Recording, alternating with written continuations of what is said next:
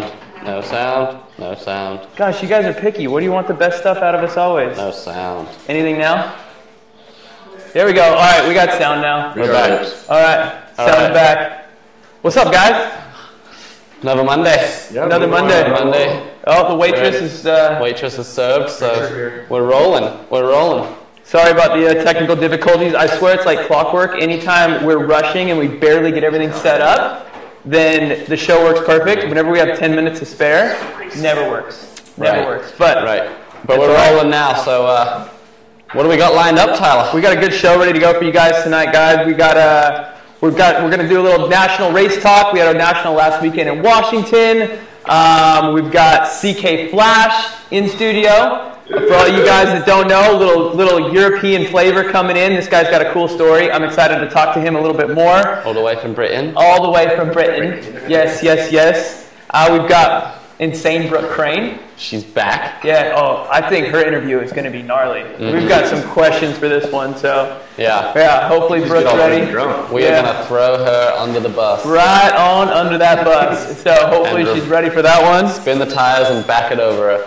But and then what else we got? We got Nick. Nick's back. I'm here. I'm back in studio. Where were you, Nick? I was on the road, traveling man, and then last week Lindsay was sick. He's a bikie now. Babysitting her. Yeah, I'm just riding the big wheels. You know, I get too busy for the show, really. 10-4. What else we got in? What else we got to talk today? We're going to give Grindle a call. He's going to update us a little bit on Tangent Pro-Am next weekend. So the last one of that. And I believe Nick's going up for that one, so we're going to put some hype behind that and try to get you guys to, if you know anyone out there or you got deep pockets and you want to throw some money up at a company that's doing some cool stuff, do it to the boys over there at Tangent. So they got a cool series going on there. It's the last round, so trying to get some funds over there and get plenty of prize money for these guys and gals going to race. Yeah, so I guess that kind of just brings us right into it. We have some races coming up this weekend. Kind of talk about that, and then that's kind of what's going to lead us into Grindle's call. I think that what the Tangent guys are doing is awesome. You know, what they're doing is they see a need for there to be pro racing, a need for pros want to race, and they need to make some money somewhere. So those guys stepped up big time. They kind of created their own series within the USA BMX State Series, and I think it's really cool what those guys are doing. Yeah, that's been awesome. It's been a pretty big success so far, so I know they're trying to make the last one the biggest one of them all, so for sure we'll get behind it, and hopefully, you guys will support it as well, and we know that Nick's going up there, so it'll be a good show. Up in Roseville. It's been a while since I've had a pro race at Roseville. That was actually my first ever national. Roseville? Yeah, Roseville was. No, sorry, my second national. It was my second one. I went there on my birthday, back before I knew it was bad to race like on your birthday when you turned older. So that was my first ever national main I made as a 13-year-old intermediate. Got a 7th place that day. Nice. There was a bonsai on the 3rd straightaway. You come out of the 2nd turn. What do you mean? What's a bonsai? You don't know what a bonsai is? You jump a double and it goes into Whoa. Oh, that's a bowl out. Well, we're in America. It's a bonsai here in America. It's a bowl out. Yeah, we call them bonsai. So I remember jumping this step up and then going like underneath the ground and then trying to do this double out. That was killer. All right. Roseville's always got a pretty cool scene though. So we got not only the Tangent Pro-Am going on, we've got a little something going on the East Coast. So there's a big race in Wisconsin, and I'm going to butcher the name of the track, so I'm not even going to try it. Midwest. Yeah, North Coast. Yeah, North Coast. Yeah, fair enough. That's a good call. North Coast up in Wisconsin. So I'm actually going to be flying to that one this weekend. Okay. So I'm going to go there. They've got a big money pro-am that they're trying to do too. I've been talking to the track operator guys. Super cool. Sounds like they've been busting their butt. They have like 10 grand for their pro-am that they have lined up. He said they just slurried the track, so they're really putting a lot of effort into it. I was actually talking to him today. He said, listen, we've got 2 options. Option A, we can throw 10 grand to USA BMX and have a national. Option B, we can take that 10 grand and give it to the pros and the people who are out at our track supporting the series or supporting what we do. So I really like that idea that maybe he's going to have a little bit smaller of a race, but they'd rather just put the money back to the pro racing community a little bit more instead of just bringing more amateurs to his track and stuff like that. 10-4. Has anybody have you guys ever been to that track? I know I never have. What's it called? Wollongong something or other. Wollongong? Yeah, not that. It's in New South Wales. Yeah, that's where it is. No, I actually don't know what it is. I'll look it up. You ever been there? Well, Lisa's from the Midwest. I mean, I never raced in Wisconsin, but you ever been to Wollongong? No, I haven't. I know it's not Wollongong, but I don't know. Let's see. When in Bogo. When in doubt. When in doubt, 2 in, 1 out. BMX. Okay. Yeah. What's it called? Did you say Winnebago? Like yeah. Motor. Winnebago. Yeah, Winnebago land. It is. That's what it is. Winnebago land. Yeah, I knew it was something like that. Winnebago land. So Roseville or Winnebago land this weekend, or there's Louisville as well. No. Following weekend. You could still go there if you want. You could go there. Track's open. You're right. The track is open. They're going to be doing practice. Track's open in Louisville if you want to get some practice. Yeah. But the race is going to go there the following weekend. So maybe we'll talk a little bit about that one next weekend. Okay. It's always a good race. Classic. But I think it's kind of cool that they're mixing it up kind of the same weekends. Super bummed to not be going to the Tangent one because obviously I'd love to go there and support those guys. But I figured I'd just mix it up. Split it. Yeah, we're splitting. Cafe Willoughby is splitting it up. Cafe Willoughby trying to win both of them. That's the goal. Maybe we can try to remember that announcer last week that did his audition.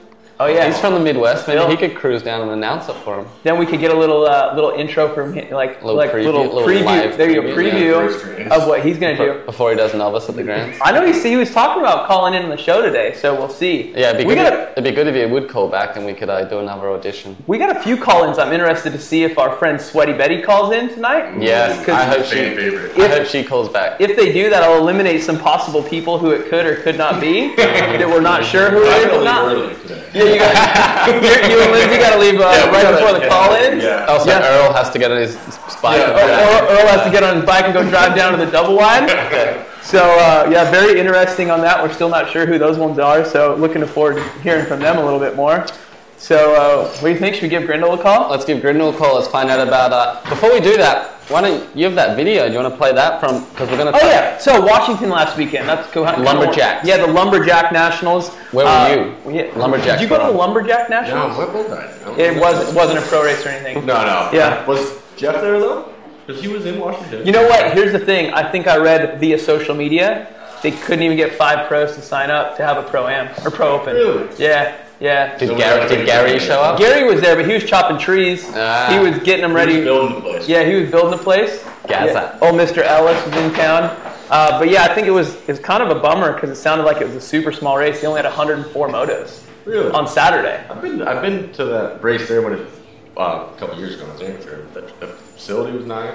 The facility looks great. Yeah, I saw photos and stuff like that. What we're going to find out here in just a second, which we don't have on here because we had some issues with the crash. So you guys are going to have to talk. Oh, we don't have the video on We do. You guys just talk about the race a little bit while I pull it up. Okay, well, I mean, I didn't see any of the racing, but that's what we're going to call Grindle about. He's going to update us on the Lumberjacks and then also I think Grindle went to the Lumberjacks, so he's going to update us on that as well as the Tangent Pro-Am coming up. But the only footage we have is a video that Tyler got from one of the kids he coaches, Dad. And this kid launches off of the second turn over the fence. Oh, I saw that video. Somebody posted it. Yeah, he into his dad's lap, and that was all she wrote for him that day. But now just the hype is going to be if I can get it to work. Yeah, if Tyler can get it to work, we will show that, and if not, we'll get Grindle on the line right away. But are you ready to talk, Grindle? You in the chat room? Is he in the chat room right now? He's in the chat room. Perfect.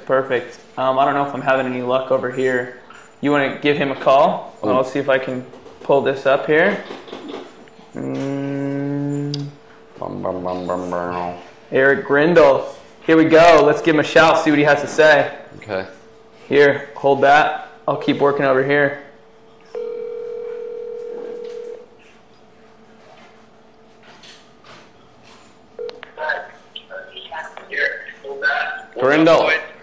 Grindle, you at the finish line?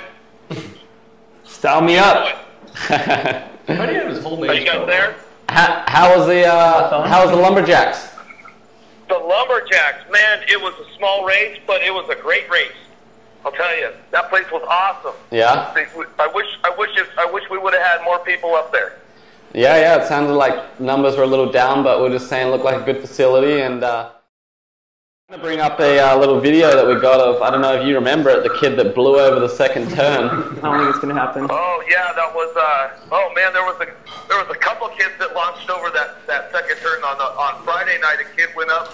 Oh man, I can't remember which moto it was, but he went up there and he hit the top rail and Bennett the first night. Nice. And then Saturday, another kid, he launched straight over the top of the fence, and I think he landed right in his dad's lap. Yeah, it looked unreal. So it was crazy. And then next thing, we're trying to you've been on Facebook this week with Rich and pumping up the final round of Tangent Pro-Am. We got Nick going up there. So give us where are we at? Where are we at with the prize money? How much more do we need? Where are we at? I think we're at 3,000 for the men right now. I think we're getting close to that 3,000 match for the ladies here pretty quick. Dang. And then they got Hamper Whole Shot Awards, all kinds of other good stuff going on too. So I think by the end of the day up there in Roseville or up here in Roseville, I think we're going to give out about $12,000 or something, maybe even more than that. Damn. Because you guys have the year end you're giving out this weekend too, right? Yeah. So give us a little rundown of that. You guys are not only paying the day up, you're also paying the end. Hang on. Go ahead. You go now. All right. Hey, give us a little rundown on that. You're not only paying the day up, you're also doing some big year-end payouts as well, right? Yeah. Not only the day up, but you got top 10 guys. Top amateurs, youngest amateur in the top of the series. Man, there's so many different little awards for those guys that we've kind of incorporated for the end. However many guys race the most races and all kinds of good stuff. So yeah, it should be an epic race. I heard Trent Jones is confirmed to come up. Nic Long, all the boys. I heard a few of the girls. Hopefully Beast, maybe Lauren Reynolds will show up. I know Brooke Crain and Rachel Jones are coming. You going, girls?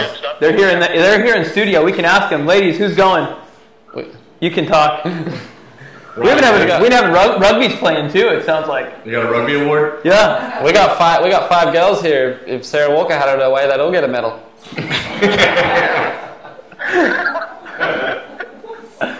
Yeah. Yep.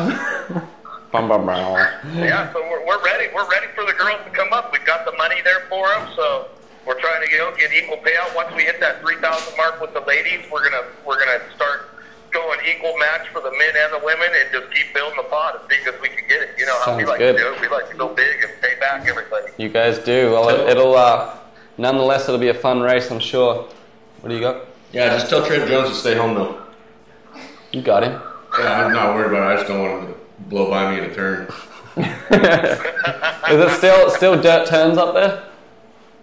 Yeah, still dirt turns. They just rebuilt the whole track here, not too long. Billy Allen was in town. He rebuilt the whole place, tore it all the way down to nothing, flattened it out, and then he's built it up bigger. Wow. And then, that place packed in smooth, so, you should be good 3, 4, 5 wide going into turn 1, and then see how the action unfolds around the track. When was the last time that track had a full rebuild like that? The last time, man, I can't remember. The last time they tore all the turns down and everything. They rebuild it every couple of years, tear all the straights down and do that. But the last time the turns went, I'm not sure. Might have been maybe before the last Summer National there. Yeah, it's been a while. Well, cool, man. Well, we look forward to getting some videos from it, and we'll do what we can to keep pumping it up and hopefully get some people to put some more money in the pot and make it even bigger and better than what it already will be. Absolutely. All right, Grindle. Well, I guess we'll give you a shout next Monday and get the scoop, and hopefully have some videos to play. And yeah, we'll do some Facebook Live while we're there. We'll get the we'll get the main events going, all the the pro autograph sessions, all that good stuff. So we'll let all the rest of the fans see what they're missing out, and then hopefully they get involved for next year. We can just keep going bigger and better. That's the way we like to do it. For sure. Well, it's a good thing that you guys are doing, and I think it's been pretty successful so far this year. So look forward to seeing the last one. Right on, boys. All right, Grindle. Well, until next time, we'll see you guys at the finish line. See you at the finish line, Grindle. See you there, bro. Right on. Bitchin'.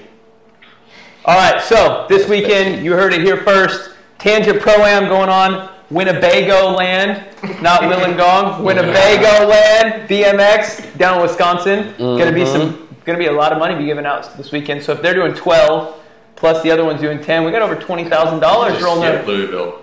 We're gonna have too much money. We're gonna be pretty rich around here next. Yeah. If you see me and Nick rolling around with some gold chains next week, you know that we had a good day this weekend. Oh yeah. We know where the real money fight is this weekend. I was able to get that video to work. Should we check it out and give it a watch? Yeah, give it a watch. Cool. So this is our video of the week from the Lumberjack Nationals last weekend. Let's check it out. Gate coming down. Sun got a pretty good pop on this one from the outside lane. All right, here we go. Sun's got the pole going downtown into that first turn out of Chula Vista, SoCal. He must be doing some training with Tyler Brown in the speed clinic down there, man. Getting it going on. Sun getting on this one on the top spot as we're coming back down that second straightaway. Z-Money, oh, we lost Day. Oh, over the fence. As we're coming back down that second straightaway. Z-Money, oh, we lost Day. Oh, over the fence and turn. That was such a good crash. I feel bad for that lady. It was just like she was going to deliver a hot dog to her son, like over in the corner, and she's just cruising with her food. Blew food out. And then takes a front wheel to the face, takes the 1 3/8 straight to the dome. Don't get too close when 9X is on. You better watch out. The 9s are coming. The 9s are coming. Tornado. I think that was 12-year-olds, but regardless, same thing. Okay. It's all the same. All right.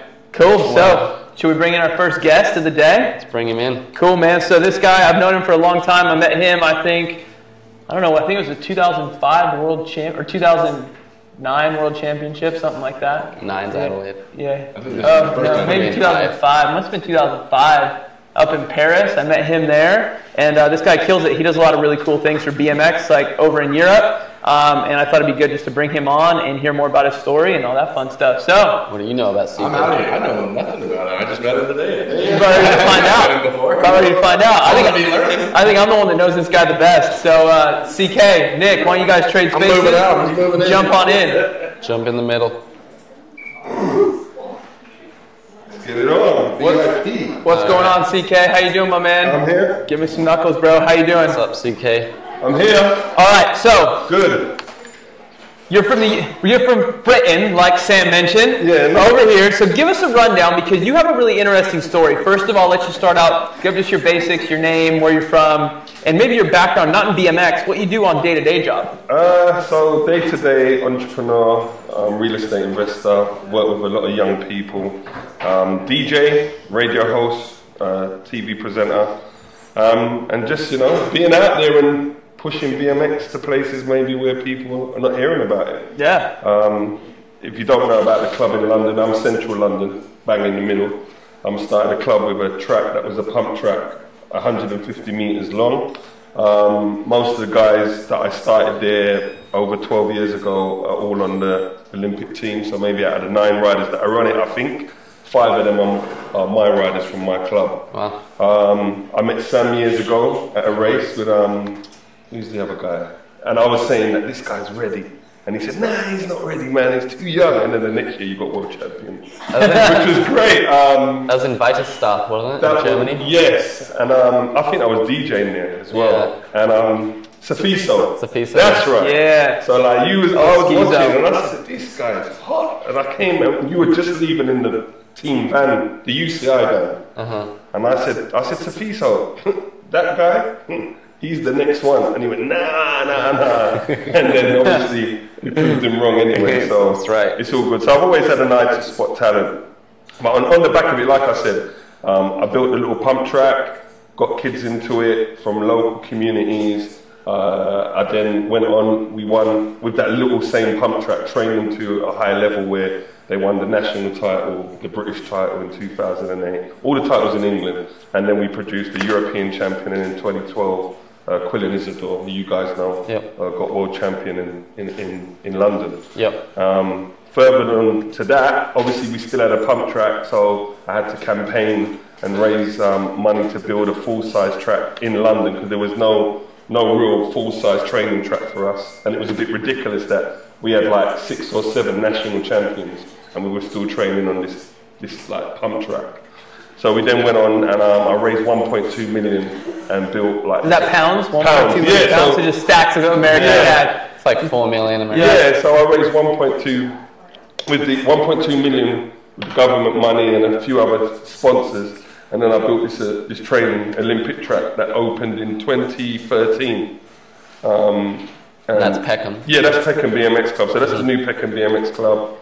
And obviously, when you see me bouncing back and forth from America now, is obviously just trying to get my riders to be out here on the off seasons or in between seasons to be riding out here. Because like I say on my Facebook, this is the place for champions. So everybody lives here, so why they can't be out here racing with you guys, you know, learning the secrets and getting the edge, I don't know, but we'll see where it goes from there. So that was like a big overview of everything. I want to dip into detail a little bit more on some of those things, because you kind of skipped on some stuff, like kind of gave us the overview, but really cool when you go a little bit more into detail. So the area where you started this pump track, it's like in the inner city, in a pretty low income area, where probably, am I correct? Where these kids probably really don't have, one, this opportunity to do sport in general, much less BMX racing, and you put this BMX track in an area where the kids probably have a lot of issues just staying out of trouble and finding good path. Correct. And I think this is one reason why I'm really drawn to your story, because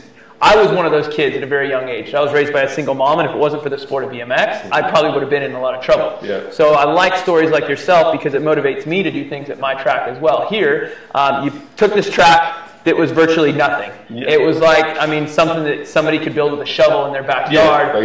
Realistically, is how it got going. And you worked your butt off, whether it be from the riders or from the city, and now you built up this big thing. And you know, the funny thing you would say with that, it wasn't just the struggle with the young people, which is what you've just said. It was the struggle because we never had no real container storage, so we had to put the gate like on the next block. So it was a struggle within the community. Yeah, within the community. You not only had the people that like you were trying to fight with the city to get it there, but you had just the local kids that are probably going in and vandalizing stuff and messing up your jumps and stuff like that before they really respected what you were doing there. Well, like I said, if when we had to set up the gate, we had to literally go and get it, set it all up, and run the power from somebody's house across the road to run the power for the gate. And that's what I want to hear, because that's the story that people need to know, man. Like, you've done a really cool thing, but I think it's your humble beginnings that make the story what it is, you know? And I knew a lot about that before, but I watched, like, you got your DVD right here, The One Way Up. I watched it on Netflix, so if you guys want to learn a little bit more about what he's doing, check this out. It's available on Netflix to watch. But I think it does a really good job of painting that picture of where you came from to where you're at now. And so that's kind of what I wanted to chat with a little bit. I think we met... I just kind of have a list of questions here for you. I think we met at the Paris World Championship. Correct. I was a young kid. We just left the after party, my first time in Europe. And there's a whole group of Americans. They're running back. They're trying to jump onto the subway. And this dude comes rolling by in a car. He's like, "Hey, you want to ride back to the hotel?" And it was me and Josh Owie. I had no idea who you were. I'm like, "Heck yeah, I don't want to go on the subway. Let's get in the car." And then so that's, I think, how we met. That's right. I met a lot of people like that, like Bubba and Mike Day and Jason Rich and all those guys, you know. We just, at the end of the day, it's the love for the sport, and we know that, you know, it can turn a lot of young people around, and if they're determined and they listen and they train hard enough and they're focused, then, you know, you can produce anything you want in anything, let alone BMX. So it's just having the right direction that, like you're doing, and obviously Sam's here, and social media gives a lot of information, and I think if the young people are listening, it's about the listening that counts, and picking up those few key points that they will get from yourself, myself, or yourself, that will make sure that they get the right information, they can produce what the parents want them to do, which is ultimately winning, basically. Yeah, you know? yeah. So what is this passion? Like, what is it? Just, did you have a background in BMX? Did you race? Were you pro? Like, so, what is your background in the sport of BMX that got you into doing what you're doing now? So yeah, I was just one of those young kids just riding the skate park, and somebody from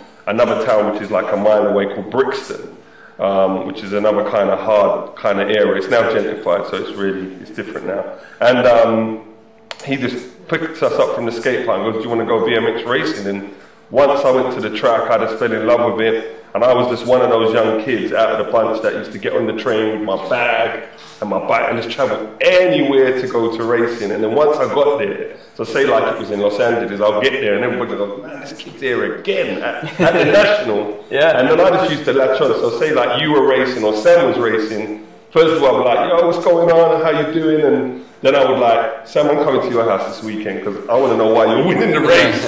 I was one of those ones. So I would always just hang around anybody, like, obviously Jamie Staff is a good friend of mine. There was another guy who was world champion, Nick Lacey, Joe Eastwood. Dale Holmes, all good friends. So I would just latch onto them and find out every little detail, what made them win. I was that hungry kid that wanted to win. And then obviously in 18 plus, I was always racing, making a few finals there. I won a few nationals, went up to 18 plus, won quite a few nationals there. But just like, because I wanted to go to that next level where it was about to go into the Olympics and it didn't go, I think that was the kind of turning pinnacle for myself. Yeah. So I kind of fell out of it a little bit, but I was still in love with it, if you know what I mean. So when you're getting 18, 19, you know. It's like real world, do I go pro? Do I have that real world thing? Yeah. So then what happened, my brother was quite a big DJ, so I said, you know what, if I could earn $200 for an hour DJ set, I said, I'm going to go that way for a little bit. So I started to DJ, and then what I did, which is a bit like what I've done with the Peckham BMX Club, I found talent and brought them onto my radio show, which was quite a big radio show at the time. And that talent is some of the biggest artists in England now. So they all went few of them went national #1. Some of them worked with Ed Sheeran, which you guys would know, who's national. A lot of them are this new grime. All the girls just started listening. Yeah. What? Yeah. So we had so we had a studio with my brothers who produced the lights. You wouldn't know him, but his name's Dizzy Rascal. You've got Skepta. You've got all these guys who are the top artists, like your Jay-Z's or Nas's in England. And we worked with them, put them on the radio, and they blew up. So that's exactly what I did. Nice. And then what happened, somebody rang me on the radio one day and said, oh, we heard you used to race BMX, could you come and give these kids a hand, like to help them train? But I don't think they thought I was going to take it to this level. They just thought, he's just going to come 2-3 weeks, show the kids what to do. Was that your like initial thing? You're like, hey, I'm going to go out, I'm going to say what's up to these kids, maybe give them a little hype, and then I'll leave. 2003, I came off the radio, started this little club with Trey White, with Kai White. Back to just young kids. Yeah, crazy. Yeah. So Trey, Kai, and their brother Daniel, who was before Trey. And there was a few groups, and I just built it up, and now the club is, you know, well over 250 riders. That's killer. That's killer. Yeah. So a lot of these kids in the area where you're working at, like yourself, how you were talking about, maybe may not have the funds to get to the races, get to this, and I think your program is all about showing what hard work can do regardless of your circumstance and what you may have. It doesn't matter if your parents may have money or maybe not. I think what you kind of preach about is you can do it no matter what. You just got to work for it, right? Yeah, well, sometimes it's not just about the taking part. You have to educate.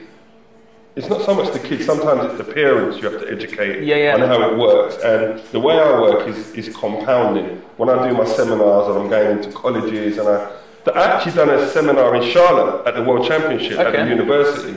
And I told them little steps is big games. You can't jump from 1 to 10. It takes time. You don't see Sam being a world champion or you doing what you did. It takes work. So, you know, if it's about saving your £1 and you keep doubling it and doubling it, you know, £1 times 2, 18 times is over £2 million.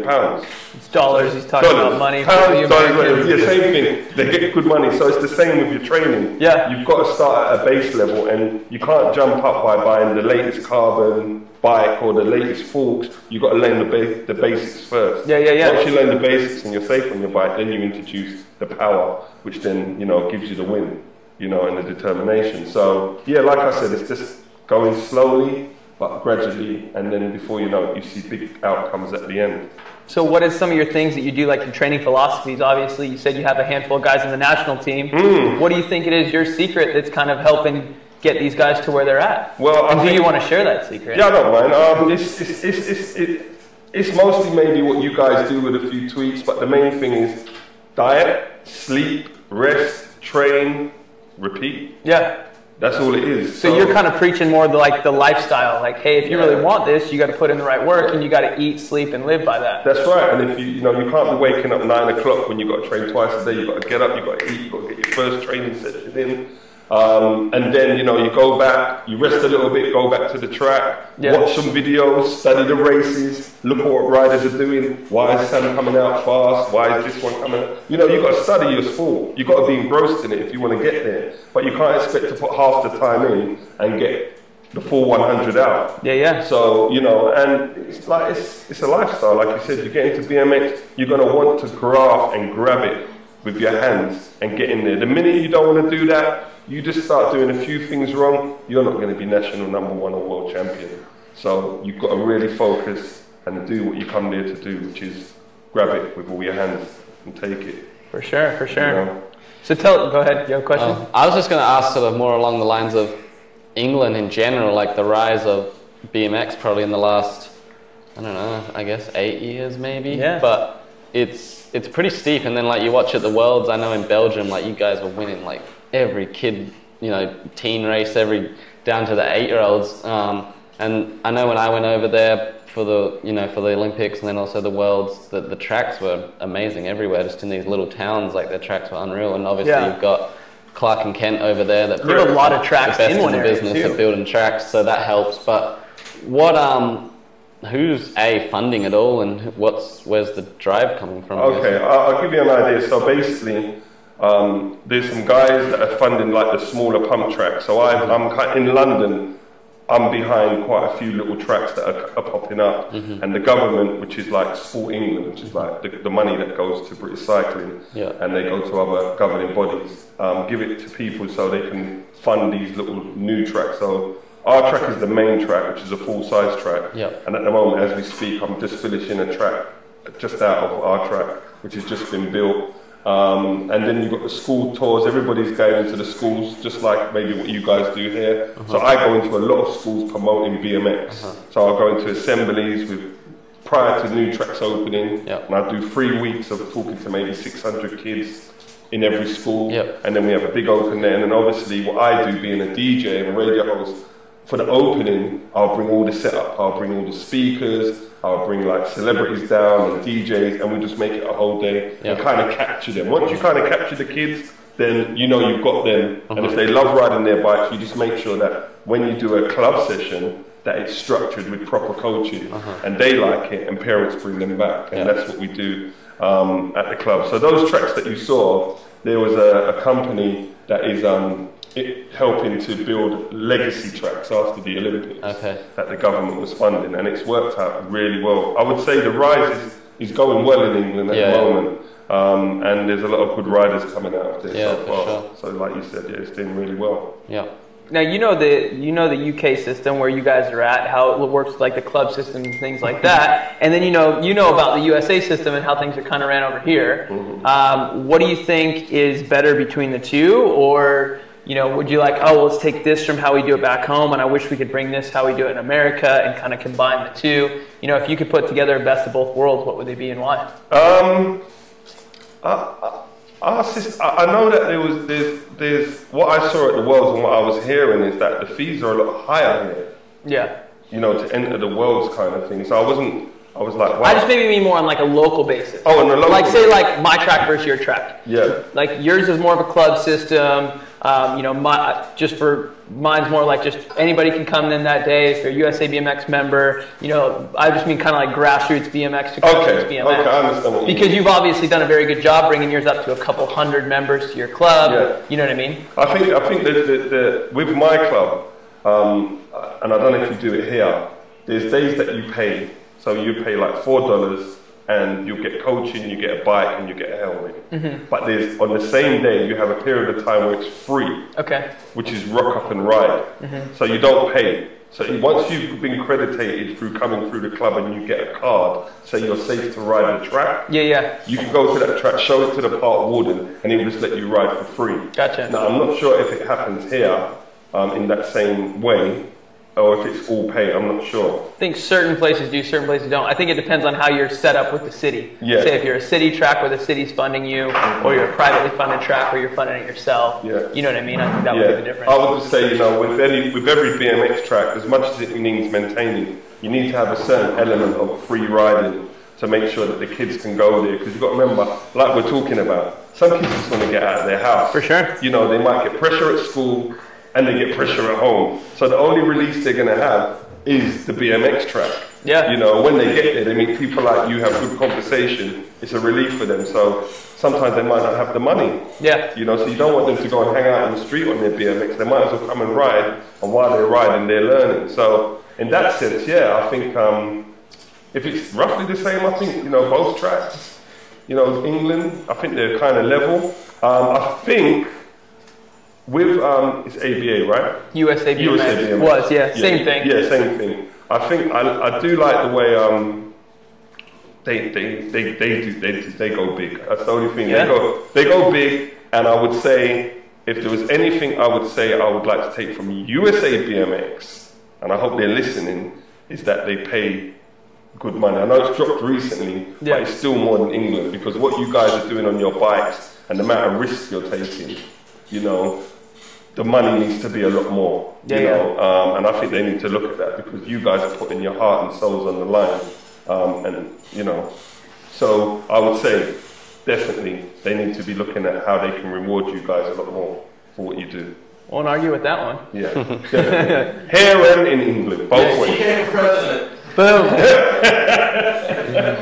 So I guess one last question that I kind of had, I don't know if Sam has anything else, just kind of where are you now? You know what I mean? You started, we talked a lot about your beginning, and now you've brought up this big facility that you guys have now, and the track's just a beautiful track. So kind of give everybody a little insight on where are you now. I can't mention the TV show, but I've just been signed to do a big extreme show back in London that might go worldwide as well. Yeah. So that's a big thing coming up. So I'm actually in training trying to get the stomach up for the TV. So once you're super famous, you'll come back, right? Yeah, so I'm working on that. I'm in the USA talking with some music producers, which I'm going to be doing all next week. We've got a few producers that we're working on. And really, just having a conveyor belt, this is the big one for me. Obviously, we've produced the riders from the club who have all made world finals, and some of them have won world finals. And my idea is to make a conveyor belt from London to America, to Cali, with the riders. So like I've brought Trey White and Kai White, they're here now, you've seen them. The idea is for them to be here for a certain amount of time for the year, and any new kids that come out of any London club or anybody in England, they've got a conveyor belt or a pathway to come to Cali and race the USA circuit, because I think, because this is the hub of where it started in the 70s, with the likes of who you're talking about, Danny Nelson, Gary Ellis, Mike King, all those guys, I think, you know, there is something here why the likes of G'day and Strombergs and everybody came here, like with Dale and Jamie stuff. I mean, America has the best of the best. Yeah, so you know what I mean? I'm like, they need to come here and race. So me bringing those guys, giving them a taste of the USA Cali life, and also letting them know that it's not as scary as you think. You don't need to be under a federation to feel safe. You can do it on your own. They've come out here, they've met Nic Long, they've met yourselves, and already like Nick's linking up with Trey and they're going to races. You've got to take the leap. And if you want to know, I'm showing you through my social media that you guys are welcome. Nick might be your link right here. He'll just bring anybody in. Yeah, so I'm just showing you that it's a safe place and you can get on and you can make it in the USA. For sure, yeah. Cool. It's definitely the bluept to be successful in our sport, I think. Yeah, I think here in America we kind of have that stage that it's already set. So you have the riders all over history, the best of the best from every country have all came here and raced here, and I think our series is probably the biggest here in the world, probably because of that. Yeah, you know? And there's a lot of good young riders as well. You know, when I was at the Worlds, your younger program was killing it. They were winning everything. You know. I think is it Anderson's daughter, Ronnie Anderson? Yeah. His daughter, she won, didn't she? Yeah, she kills it. Yeah, there was a little girl, I think she was like 5 or 6, a black girl. She was mad, crazy. I don't know if you saw her at the Worlds, but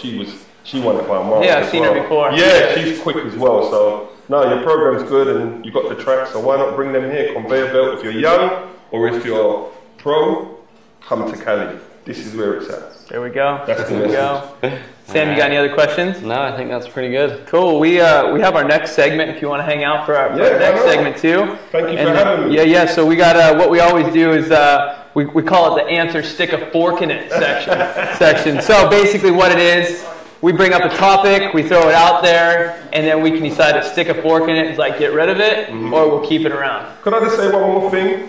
Well, obviously I know that Dale's doing his children's program where he goes around the schools and he gets them all in. Yeah. Good luck to those guys. Yourself is doing it. All I can say is keep up the good work.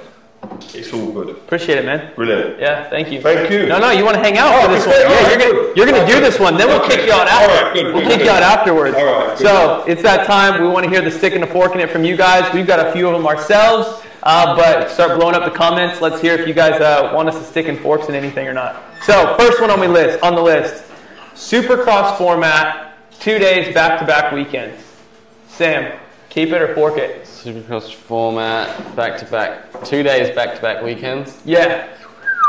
Well, what is it now? Like weekend on, weekend off, weekend on? Just what it was at the beginning of the year. Yeah, I think that was the question. I think keep it until we get to the point where like people are flooding into these races and everyone's making a lot of money. You can't expect these guys to fly across the world and race one day. Yeah, I'm going to agree with you. I'm going to say keep it. Keep 2 days of racing because there's nothing like flying to the other side of the world, spending thousands of dollars and coming unclipped in your quarter and going like, all right, well, that's done. We'll see you. Yeah. What do you think? Yeah. Keep it? Yeah, keep it. Keep it? Reserve the money. All right, next one on the list that we had here. There was an elite flat pedal race in Sydney over the weekend. Elites racing on flats. Keep it or fork it? Was it just like a one-off thing? Or? I guess so. I don't know too much about it. I mean, I'm gonna fork it because I'm just not into gimmicks. Yeah. Fads. Just a flat pedal fad. It's just. Well, I guess for like a one-off bit of fun, sure, whatever. But like, if we're gonna get to the point where people are like, "So have a flat pedal series," it's like, come on. Yeah. Not to. We might hear a different answer because over in Europe, they're the flat pedal kings over there. Yeah. So I'll let you jump in on this one next. I would say, if it's a one-off, definitely just to see where everybody's at, because a lot of people just fly all in the clips and forget about flats and the basic skills. So it'd be nice to just see who's got the skills and who ain't. But on the general, it's the past. Let's move on. Keep it moving. Yeah, I think the general consensus here is the same. Like clips, I mean, I think it's just kind of an evolution of the sport, which came from the tracks and how the tracks have changed, the bikes have changed. And there's certain things that I don't want to ride flat pedals on. Like J-Rich is saying you wouldn't fork it if there was shoe money coming in if you were riding flat pedals. Yeah, I mean, it'd have to be a lot of shoe money because, I don't know, there's no way I'm going down a supercross hill on flat pedals. Yeah. Like maybe I'll go down it, but I'm not riding those tracks. Yeah. And why can't those shoe companies make clips? Ooh, Jay. Why can't they make clips? I've seen some shoes that have got the clips on. Yeah, they look pretty close. Close. I think it's just the evolution of the sport. The tracks were different then. The jumps are bigger now. The speeds are faster now. Last thing I want to do, and I'm all for a one-day flat pedal race. Last thing I want to do is be blasting through the rhythm on my flats. Yeah, and I think that's a backward step. Yeah. So next one, adding junior classes to the SX races. Fork that. Yep, I'm going to go fork it. There's no need for that. Because this guy right here is living proof juniors can win it.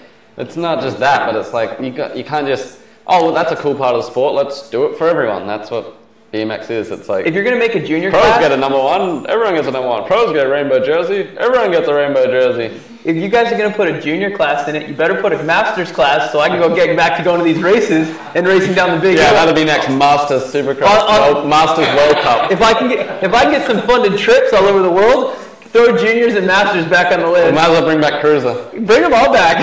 Junior Cruiser. Junior women's Cruiser is going to be huge at the Worlds next year. Yeah, so I'll fork the junior class. Well, what do you think, man? Keep it or fork it?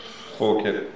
I think it's good having one class. It gives those kids an opportunity to race it and see where they're at. But like I said, like, dude, you won it. You won you would have won the overall title by today's standards. Like when you were junior. The only reason you were technically elite is because the year used to stop midway through after the Worlds. But how the year works now, you would have won it as a junior. So I think you and Connor and Corbin and Tori and Yelly and those guys, like you guys are prime examples why juniors should race it and they're just fine. Yeah, I agree. I think it's a good stepping stone and leave the pinnacle so that that's something to strive to get to. You don't give it to them too early, you know. Yeah, for sure. Last one we got on the list. We get any more popping in on there? There was one that I seen there. If the audience could shut up, that'd be great. There was one more that I seen there. You can do that one, but there was one on there that I what was yours? Oh, someone said before it goes away. I've never seen it, and I want to see it. So if anyone has a photo of it, but kids that win their state championship or state series, putting their state flag on their jersey. State flag? Like that's big time forking it. I'm a 10-year-old novice Kansas state champion. What is the Kansas flag? I have no idea. You'll find out. I'm not from so if anyone has photos of people with their state flags on their jerseys, let's check it out. Yeah, what do you think? Yeah, I think Whatever makes the kids happy. Oh, CK, come on.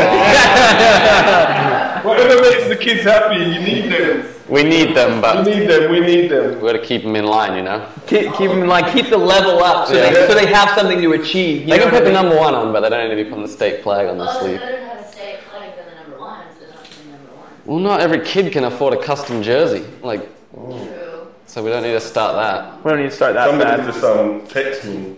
They said I forgot to tell them. So just quickly. Yeah. Get it in because I'm going back to London, so I might as well get it in now. So they said, don't forget to tell them when you built the track last year for all the work that I did with the kids and bringing them through. The Queen knighted me in England. Really? You're nice. So you're Sir? Yeah. You are Sir. They gave me an MBE. Wow. Sir CK. Something like that. Dang. Yeah. Dang. So Dang.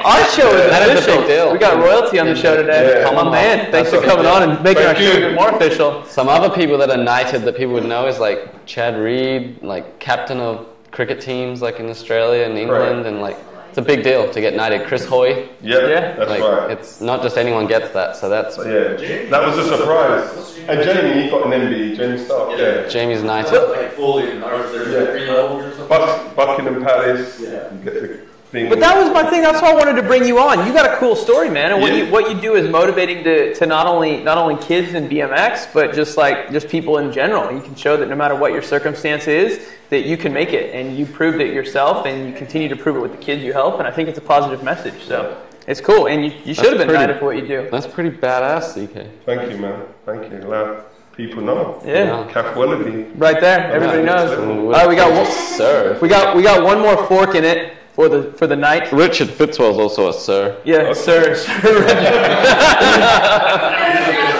He's official. That's a different kind of royalty. This is a good one. Cutting down the amount of riders allowed in the challenge classes at the World Championship. Because there's been talks about, because this world is so big, we need to start limiting entries, only 8 riders in 16 instead of 16 and 32. We need to start cutting the race down. The race is too big.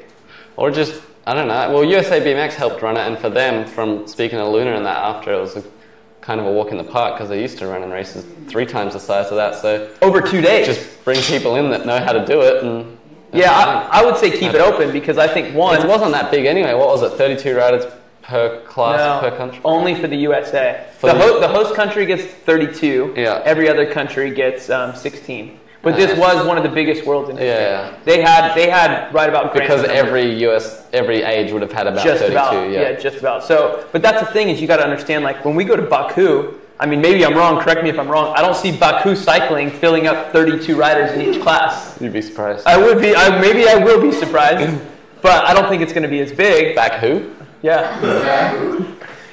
But it's just, I don't think it's going to be as big there, and what's wrong with having big races and getting people involved? Yeah. No, I don't think anybody's complaining on the couple $100,000 they did in ticket sales over the week. Yeah. Yeah, too much money. Yeah. Like, I think sucks. if you're gonna cut anything down, it's probably the elite class. I mean, there's what, 200 guys? I don't know. Do you know how many there were? Around 100. 100. Yeah, I thought it was a little small. Oh, that's not bad. Yeah. Maybe it's because it was juniors also. Yeah. Don't cut any of it. Just let them race. Yeah. They want to race. What do you think? Yeah. It should be open like you used to do. Yeah. Oh yeah, GB's got a pretty strict policy on letting people in and out. Like. I thought I was getting out of there before. You can blame Elise for that one. You can blame Elise. Yeah, they've got a very strict policy, but I think there's a big shake-up. She's playing it super No, there's a big, I'll just tell you how it is. At the moment, there's a big shake-up in BC. There's a lot of people getting removed on the top level, and they understand that they need to start listening to the people in BMX, not people that are not involved in BMX. And hopefully, they will hear what we are asking for, and they will start upping up the game. But without them doing it, people like myself has decided to take it on my own and start making moves without shouting it out loud. Hence why I've got my riders here and showing people that, look, you know, I can't wait. I've been working with them for over 10 years, British cycling. But I've got to make some little moves, little changes, and hopefully I'm not doing it too drastically that they think that I'm trying to just overtake the program. But I'm just doing little things to show them, look, we want to do better, and if you allow us, we can show you. Boom. 10-4. There you go. All right, man. I think that's the latest goss. Thank you, sir. Thank you. Thank you, Sir CK. Appreciate it. We started off like this, but I'm giving you. No, it's official by the end. It's official by the end. Put the teacups on the table. It was a spot of tea. With the pinky finger. Yes. We'll let you out. All right. Thank you very much. Thank you.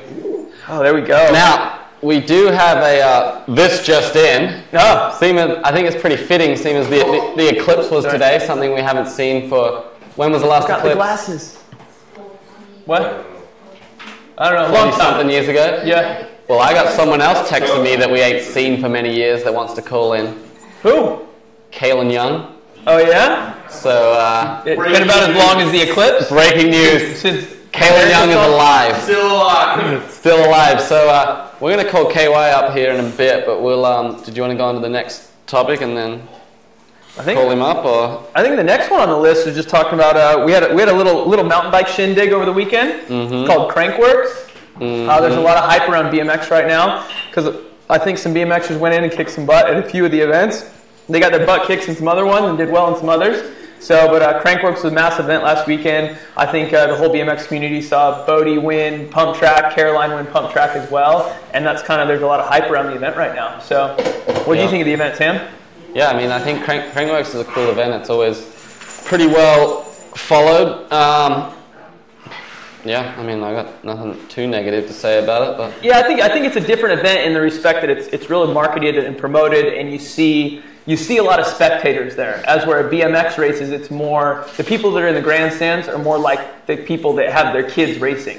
As where these are it's more adult oriented. You have them going up there to hang out, enjoy the show, have a beer, relax, kick back, and just watch something really cool. They create a good atmosphere that you need to attract a crowd and attract sponsors and whatever else. And that was going to be the next word out of my mouth, is it seems like it's a whole atmosphere about it, rather than just like, hey, we're doing this little race this weekend if you guys want to cruise up. They create a lifestyle in the bleachers and in the grandstands and the VIP tents and everything like that. But I think what comes with that as well is that mountain bike just has a better following to start with. So I mean, it's just, but you look at like a downhill World Cup in Fort William or something like that, and it has as many people as Crankworks, but they're coming to watch what the event is. It's actually downhill. Yeah. And they're coming to watch that, whereas Crankworks is like kind of a little sideshow a bit, but still people come to it, but it's probably more or less still those same fans that are going there because it's the same sort of guys. For sure. So I think, the internet kind of blows up, like everyone's sort of saying, oh, BMX needs that, we need to do that. And they're bad mouthing BMX. You're like, BMX sucks, mountain biking is great, this is where it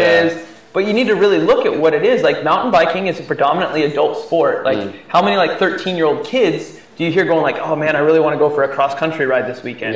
You know what I mean? It's the adult people, but the adults, they have the money. They're buying the parts. They're buying the $8,000 bikes. So I don't think you can necessarily compare BMX to mountain bike and what they do there. Yeah. I mean, it's one of the, I always think you've got to be careful to not, like, whatever your product is, not change it to bring people too much. Like if they either like it or they don't, or else you completely change it.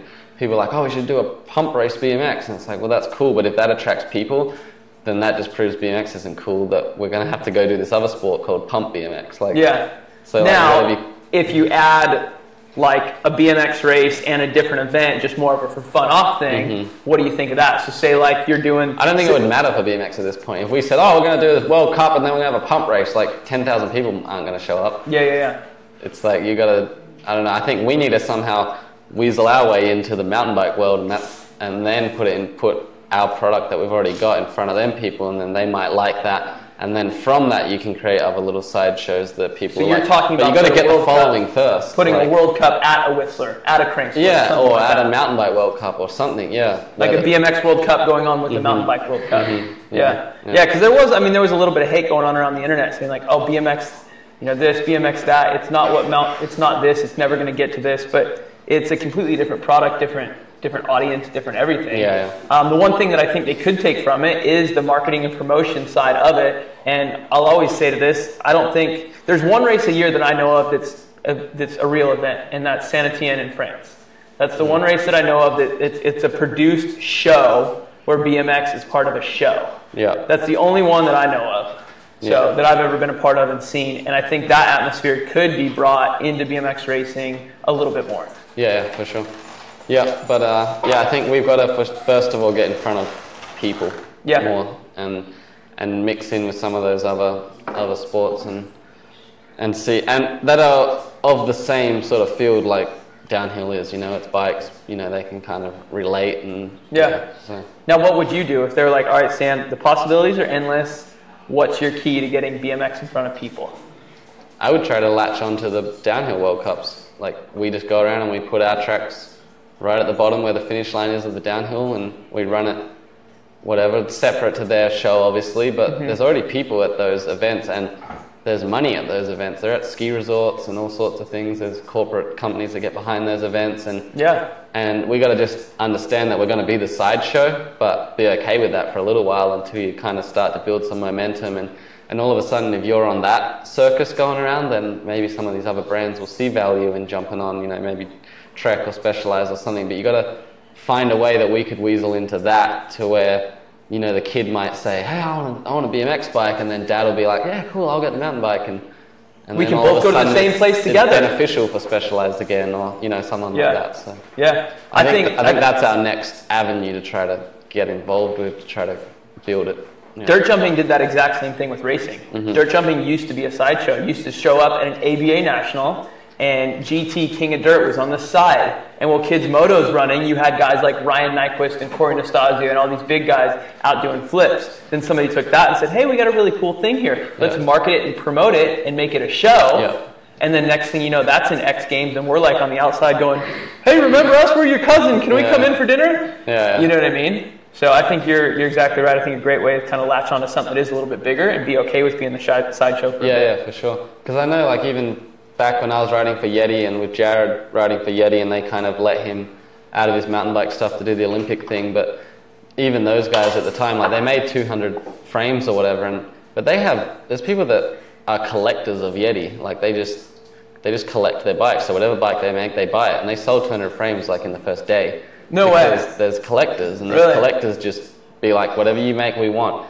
So that's cool. But then for Yeti after that, it was kind of like, well, this doesn't really fit in like with anything we're doing. But if we fit it in with what they were already doing, like they're already going to mountain bike World Cups, and, you know, I could have just tagged along with the mountain bike team. If they had their mountain bike set up, and they're like, we're going to sponsor Sam. Sam, come on in and have our pitch. Be a BMX guy at that same show. Yeah. All of a sudden, it's valuable because it's like, well, yeah, it's worth it. Even if we only sell 10,000 bikes a year, who cares? It's worth it now because you're a part of our thing. But if we've got to go and throw another 100 grand over here for you to go and do something that we don't even know anything about it, or how it works, or where it is, or different team support, we've got to tents, get another truck, we've got to get another trailer, we've got to get another driver.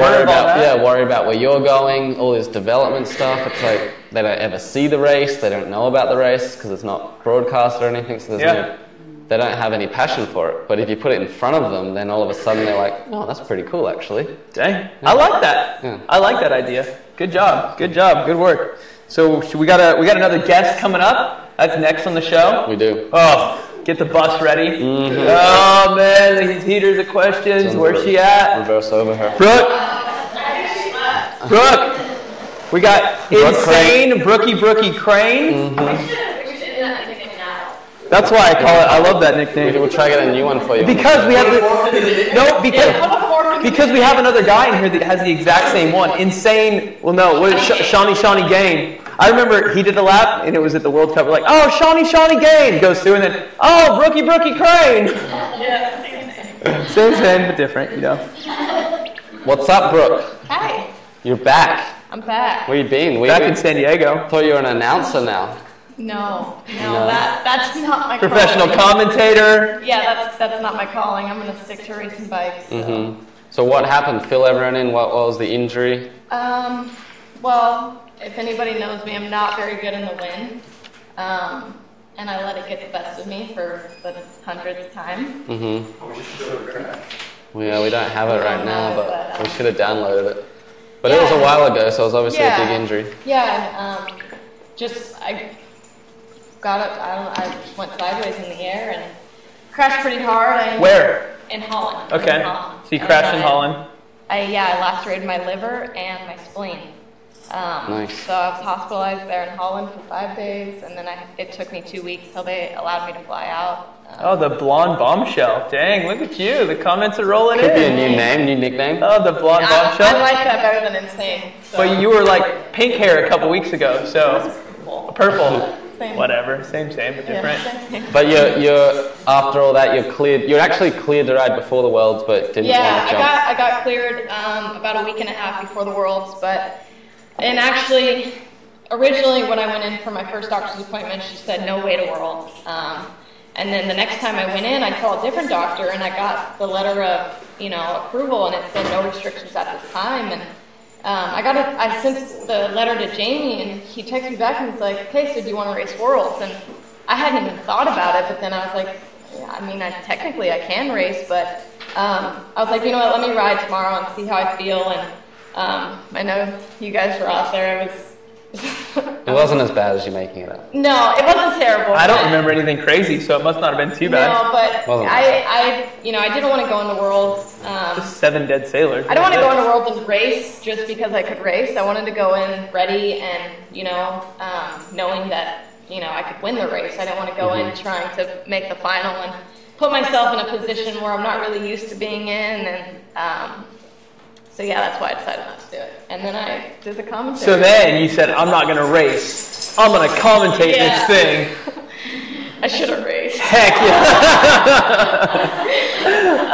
Yeah, that was hard. I really give Pete props. That is a hard gig. It's not easy for sure, but there's a lot more rules and stuff than probably people realize. Yeah, it definitely, I don't want to say they want to keep it pretty strict, but it's. But they want to keep it pretty strict. Yeah, and what was hard for me was, most people in the gate were U.S. riders, just because it was such a big race for the U.S. and it was impossible to tell who was who. And then on the screen, you're looking on the screen, and it's hard to read the number plate. And races happen, within 35 seconds, and by the time Pete gives them to me on the third straight, I have no idea who's in first. I'm spending the first and second straight figuring out who is in first, and it was hard. But I was glad that once the amateur racing was over, I could sit back and enjoy the pro racing. Why didn't you commentate the pro racing too? You know those ones. I really, when I wanted to do the thing, I really wanted to do like the finish line interviews for the pros, just because. In the past we've had so many girls get on there who's, they're just nice looking and they don't really know what they're talking about. Yeah. And, for but me. You're the best of both worlds. You're the blonde bombshell and you know what you're talking about. Thanks. But I just I'm friends with most everybody out there, so I feel like I could have a better conversation with somebody that, knows me. So if Tyler just won, he was like Corbin, what would you say? I didn't want to do it. I told you. Yeah, so that was originally what I wanted to do. But yeah, that's not what I got. Okay. So now, obviously, you're back. What's the next race? Yeah, my next race is going to be Reno. Well, I'm racing the Pro-Am next weekend. That'll technically be my first race back. Yeah. But yeah, my first national back will be Reno. I'm not.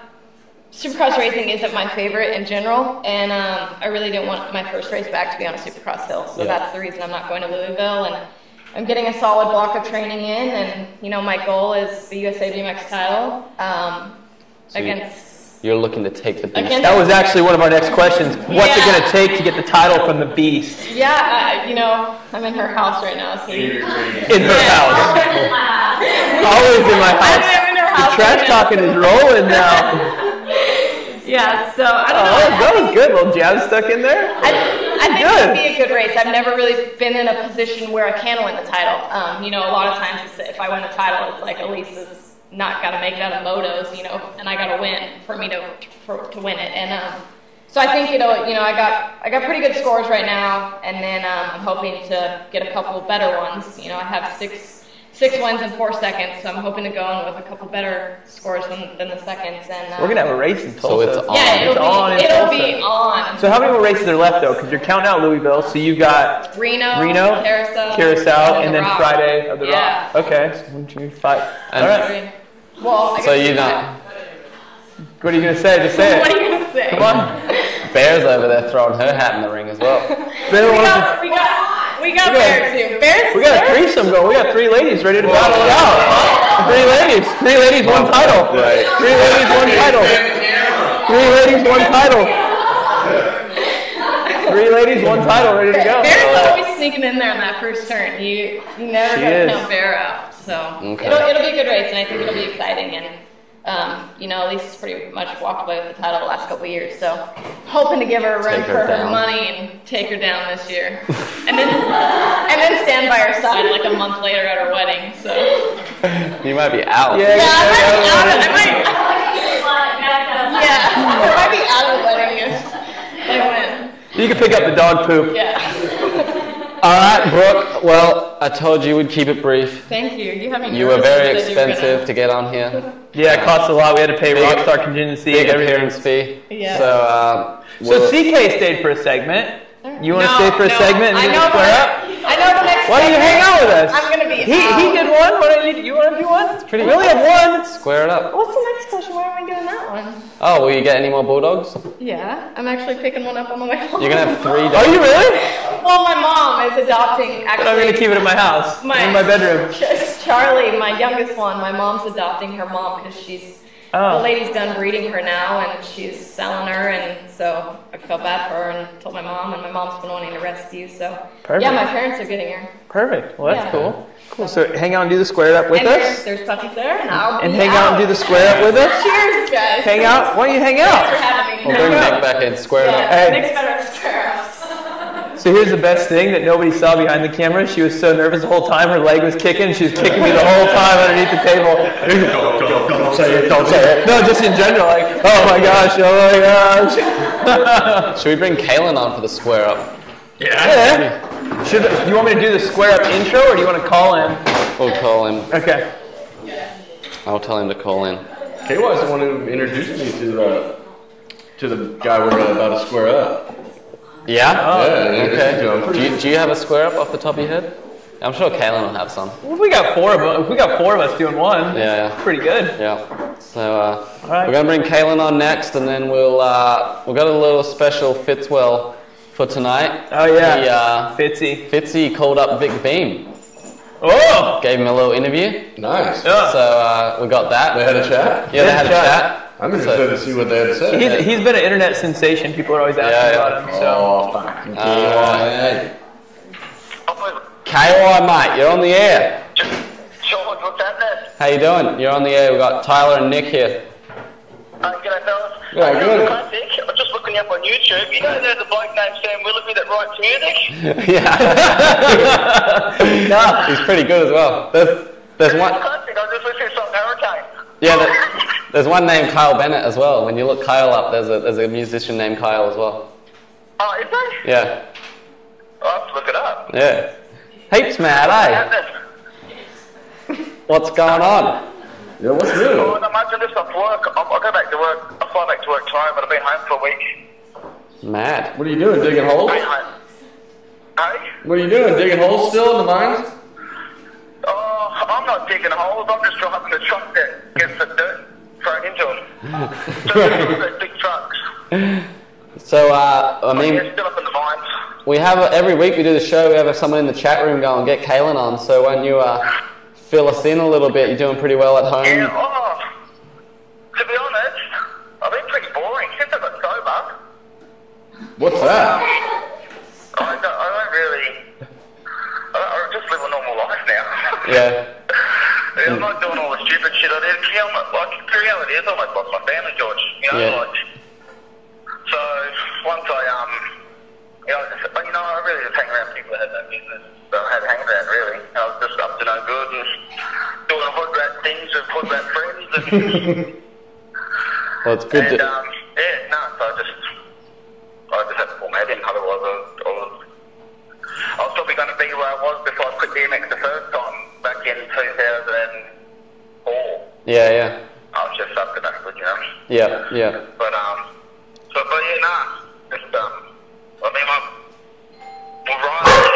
she's 9 now. Yep. Is she's in Hawaii? Yeah, she's in Hawaii, yeah. Yep.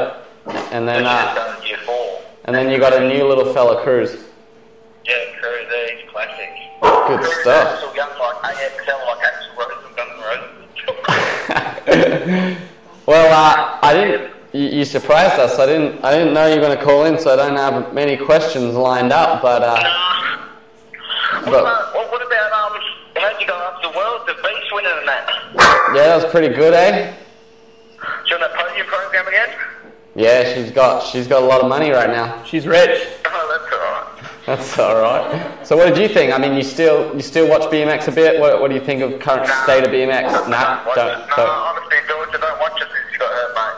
I don't. You don't care about BMX anymore? No, it's not that I don't care, it's just, I don't, when she got hurt, I don't know, once I retired, like, when you were doing your thing, and we would speak, I just used to, I used to watch it for you, and then when you got hurt, I was just like, I don't know, kind of lost. Yeah.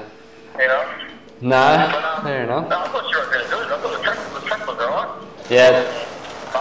Yeah, no, it's a good event for sure. The first turn looked like a heap of people were watching out, and it looked like no one was getting any. Well, it looked like the folk were just watching out a bit. It's weird for a concrete turn. Was it wet there or what? Nah, I mean it was humid, but it's just kind of a flat corner. It didn't really have much of a bowl to it. Yeah, like remember Chulabich's turn? That used to happen a bit too when the first Olympic track they built. Yeah. Yep. The first turn used to fall away a bit on the exit. Yeah.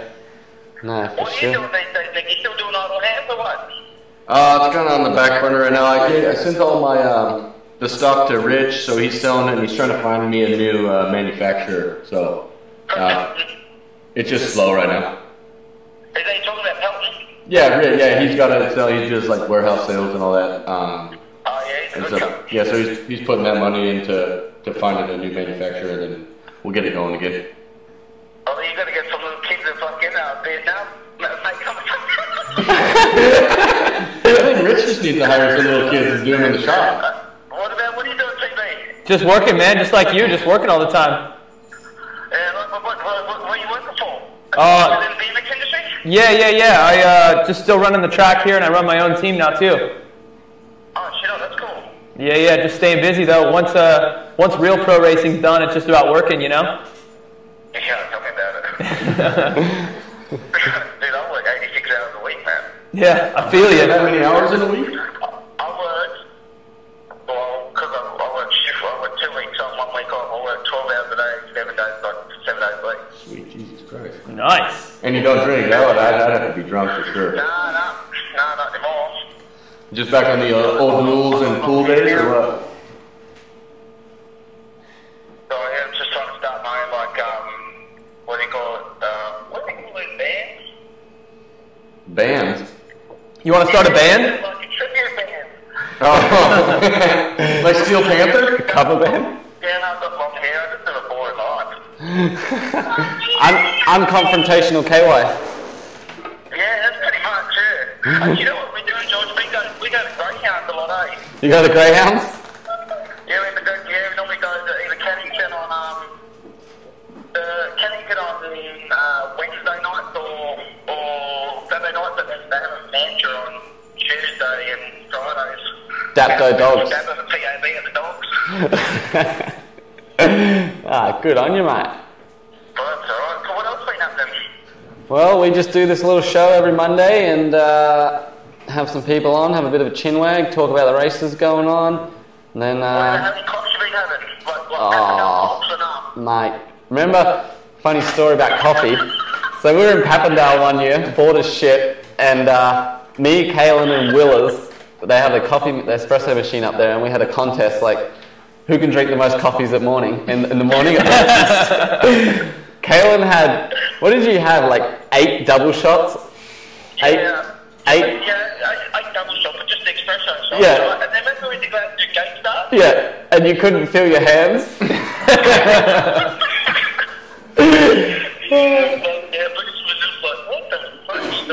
Yeah, and then like an hour and a half in, once it wore off a little bit and it got down to like a realistic amount of caffeine in his system, he's like, yeah, I'm starting to feel good now. Was he just pulling though? Yeah, he come good eventually, but at the start he's like, I can't react and I can't feel my hands. Running on 1,500 milligrams of caffeine. I wouldn't even get my front wheel off the ground. I was just like doing a fucking, almost doing a slingshot, just rolling straight back into the fucking game. That was good. good times. Good times. Good times. Is your brother over there? What, George? Nah, he's gone home now. He's back in Adelaide. Oh, yeah. Where'd you folks over there or not? Just mum at the moment. Dad was here. He went back. He came over for my birthday last week, and yep.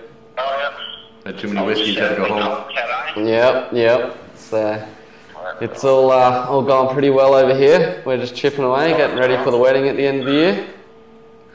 Yeah, I know. Yep. So Guy's about ready to blow it, man. He's got time. He can get out now.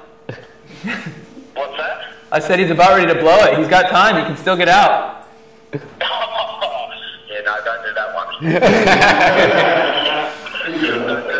You're still paying for the one you did. Being alone, being single alone is not good. Big family. What, I saw Beast Man with their age. old Mark, yeah, you should have seen Mark at the Worlds. He was in good form. He's up in the VIP, falling down the stairs. Yeah, blocking out the haters.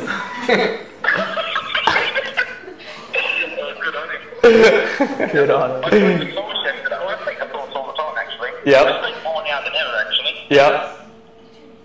He backed me up because he goes, I changed it to Fox Sports 505 because fucking he wanted me to watch the darts. The darts? Yeah, so it's like, I don't like the darts. I'd like to go to one of those shows, you know, have you seen the World Tour of Darts, mate, where everyone dresses up and fucking, I don't know, they get on the beers, but not me anymore.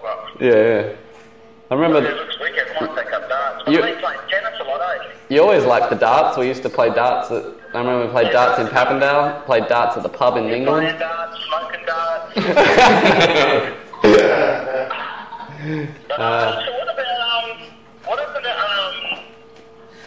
what happened to Bung Dean?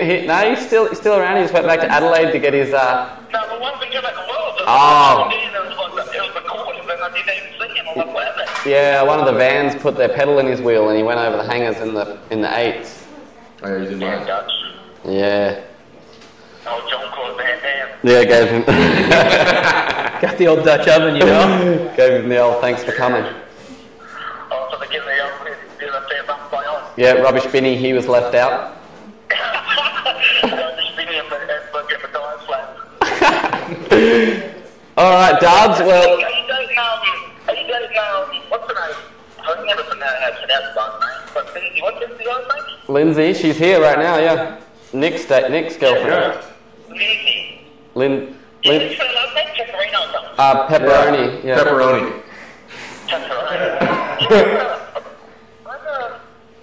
Seen her back in the day. Yeah, you probably would have known her. It had something to do with the band. I can't remember. Yeah. I saw you guys dating, I was like, oh, that's good. Yeah, she used to race.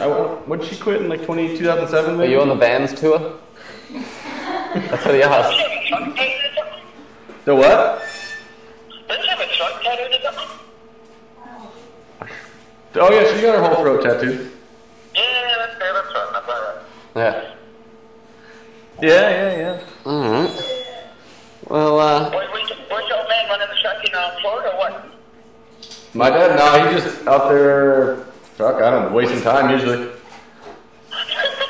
He drives around the whole country like following the national tour and does clinics everywhere. He's low key from the man. Birds in your backyard? The what? Remember you used to get your what do you call it, your gun out, your air rifle? Yeah. Oh, when we were shooting the birds? Just to pop off the birds? Yeah, it was a sad day. It was always fucking broke my heart every time I shot one. But you do it again? Yeah. The what? Damn birds making the noise. Damn, yeah, fucking trying to make me flip the gate. What a classic. I told you that flip the gate. Hey, George, remember when you had the stumpy gate? your stumpy gate out the front of Dale's house, and it didn't drop. Oh, I've done that too. I remember doing that one time, man, but not pulling the leader back and just blowing straight down. I think everybody's flipped the stumpy gate at least once. I remember I got up and I looked at you and I was like, my hands are ruined.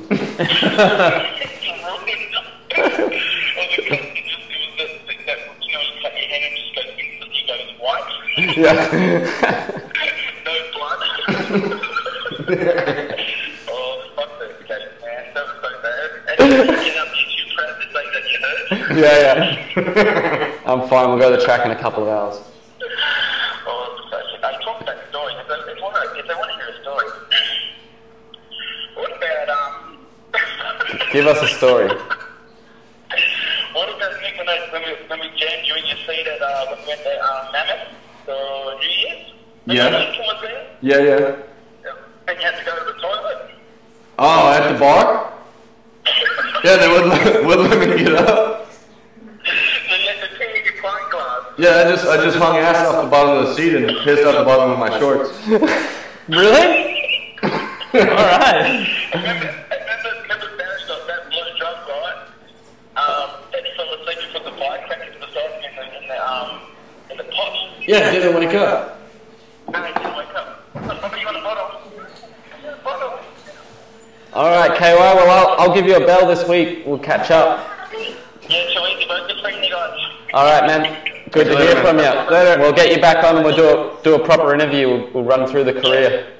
Yeah, too easy. Let's do it. All right, mate. Get some O'Douls. Yeah, we'll get the O'Douls out and we'll talk about what's that? We'll talk about hills, mate. O'Douls. All right.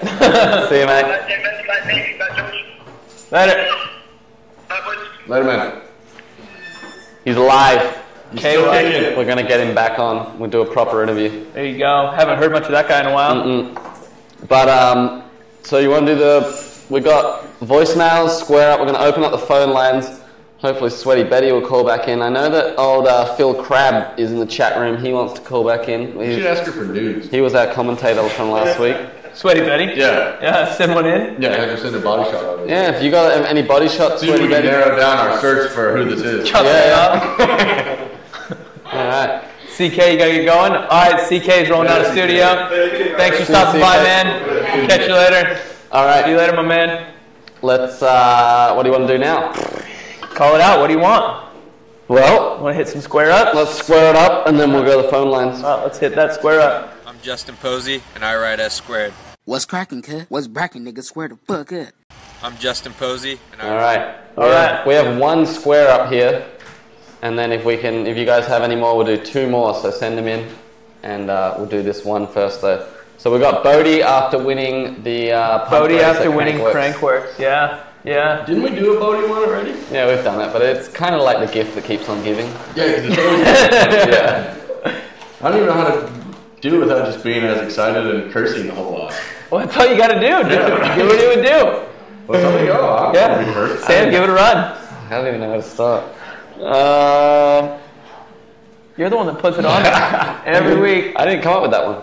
Yeah, no, I did. That's why you got to go first. You just played back what I did last time, I'm sure. Yeah. What did you do? Just screaming a bunch? Yeah. Is that the one where you blew out the speakers? No, that was Kaylin. Oh, that was Kaylin. Yeah. Speaking of Kaylin. Yeah. Where you yelled so loud the speakers just went straight to red. Alright. Yes! Good vibes, man. Good vibes all week. Good vibes.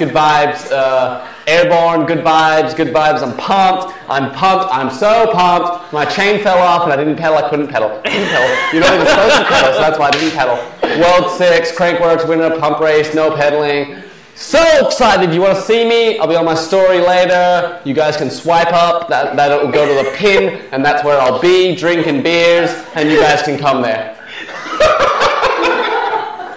Oh, that was prime time. It's Bodie. I don't even think we should even attempt that one. I was going to just dye my hair really big and just look like it, that'd be sweet. Yeah. I mean, that's like you, honestly. But you had to do it orange. It's good, dude. No pump, or all pump, no pedal, dude. It's out there. Where's the DJ table out, though? Ready to get this after party started, Oh man, the pressure's on. I don't know what I'm going to do on this one. All right, here we go. DJ Bodie! What's going on, mate? Yeah, just won the old pump race, mate. So happy. Need a beer. What's up, ladies? Yeah, need a beer. What's up, ladies? Find me at Bodie Turner. I vlog, I Snapchat, Instagram, tweet, smoke signals, MySpace, Foursquare. I do it all. Find me on there. All right. Well, that's one of them. We heard the snort in the background. That's it, man. That's good. That's good. I'm good with the square out. Unless you got any off the top of your head? Nah. We need to stick to one. We gotta do one good one. Just one bang. We gotta spread it out. The problem is we did so many at first that we're like, shoot, what do we do now? Yeah, we're gonna run out of victims, you know? Yeah, right. yeah. Well, let's go to. Should we do big beams? Let's do Fitzwell. All right, so we got Fitzwell. So Fitzwell, he being a media guy that he is, he called up. You guys have wanted to hear from Vic Beam, so Fitzwell called up Vic and did a bit of an interview with him. Found out about what Vic's up to. Yeah, let's check it out. So here it is. Richter Beam. Richter Beam. Now see, now I know why you always have trouble with this. Well, I had my volume down, so what do I do? Should be good now. Is your phone on So loud? you shut my phone off. Is your phone on loud, that little switch thing? Yeah, it's all the way up. Now play it. Now press that thing. Oh, it was ringing. Oh. Yes, hi, this is Victor. This is Richard from Strokes Bicycle Magazine up in Canada. Oh, hey, what up, man? How you doing? I just wanted to give you a call. We're predominantly a cyclocross and cross-country bicycle magazine, but we do feature a story once a month called Different Strokes for Different Folks, and we've had a lot of our readers put your name forward as a bit of a BMX story and chat a little bit about your new line of racing bikes. All right, yeah, cool, that's awesome. Yeah, so you could just elaborate a little bit. I mean, you'd have to be one of the first BMX professionals out there with your own line of racing frames. How does that feel? Well, that's Colt. That's the frame. I just tested it for them. That's not my signature frame, but hopefully that'll be in the works. Honestly, hopefully. Okay, very good, very good. And I've seen another article recently in the Pull magazine that that you're kind of making strides forward to go to the sort of the top level of BMX racing in the elite division. And how would that feel, sort of, to put a predominantly a freestyle brand out the front of a racing community? That's the whole point, to show everyone that it's not all about racing, and that racers should, be riding other stuff and just racing, and other people should be riding other stuff and just freestyle. It's kind of a mix of both, you know what I mean? I'm trying to bring both people, and that's my overall thing to get in. That's what I was trying to do at first, but the whole signature frame thing, that's like something that we're trying to do right now. That's like, honestly, we want to get everyone hyped on this, and because no one does have the signature frame in racing, so it's like it's going to be a huge thing. Right. So we're going to make that one sick. This is Colts, but mine's going to be dope. You know what I mean? Mine's going to be super sick, but the whole freestyle thing and with the racing, that's been my life the whole time. It's just, I guess finally people are, times are changing, huh? It would appear that way. I'm scanning through the social media outlets. I've noticed that your passion goes far beyond BMX racing. As you're saying, you have unlimited talent on a bike, very talented in all areas. And but I mean, you have a passion for marijuana, you have a passion for money, and you have a passion for ladies. That it would appear on Instagram. You're kind of like a Floyd Mayweather of cycling. I would think that's the only way to draw people in, right? I mean, that's what I love, and that's what other people love the most. That's what we all have in common. And that would be it, right? Yeah, I mean, marijuana, money, and ladies is something that most of the world has in common, I guess, and it appeals that you're appealing to the masses. Yeah, that's what I'm saying. I mean, I appreciate that. I mean, that's what I like. That's the whole gig. I'm at the skate park right now. I mean, that's the money in my pocket. Big fat wine. Just smoke the blunt. I mean, that's it. My life. You know it. Now, I guess, with your image being slightly different, almost Floyd Mayweather-esque for cycling, you got the wads of cash, you got the ladies, you got the business now, and scanning. I guess you have quite a following. A lot of people look up to you. I guess, where do you get your inspiration from? I mean, looking at social media and that kind of thing, it would look like that you kind of aspire to be like guys like Nic Long and that kind of thing. Is that the line that you want to go down? that's not at all. I'm not. I've looked up some more diets on the freestyle side and what racing used to be like. You know, like I'm seeing like a few things like Robbie Miranda was a huge inspiration. You know what I mean? Like he was a huge inspiration for me. Like Neil Wood, he designed the race ring, Neil Wood, and he was a huge part, like, name I watched my whole life growing up racing. You know, he rode for DK, I'm not sure. Yeah, he rode for DK with Robbie, and just a lot of them guys. Like Van Homan, a lot of freestyle riders on, like Van Homan, Brian Foster. Oh, yeah. Like, Corey Nastagio is, like, would be my vision. Like, if I could sum it all up, it'd be Corey Nastagio. And what do you think about racing today? And I mean, obviously, you're heading for the top in racing. And how do you feel that's going to... I think it's terrible. Okay. I think it's vanilla. I think because everyone's doing the same thing. It's no sponsors have nothing great to market, and no one's... It's like all the same... Everyone in the same race, in the same... at the track, doing the same training. It may be a little different. I don't care how different it is. But they're all sprinting a bunch and training and everything. And it's like, you guys gotta get outside the box. Like if all these women and stuff, if they got away from the goddamn fucking track and shit, like just the women is a great, great way to show it. They got out of the track, went to the skate parks and fucking dirt jumps and all that shit, they wouldn't be getting fucking blown out over the first jump and on all these tracks and be more girls in the sport because they'd be like, oh, it's not that hard, but the few girls that are doing this shit, there's only like 3 that aren't crashing. And even if you know what I mean? No one's doing it ride bikes. This is racing. It's everyone went for the whole gym atmosphere and everything. Like right now, racing's a fucking gas gym atmosphere and stuff, real strong and shit. Like, yeah, they're strong, but they're a bunch of pussies. You know what I'm saying?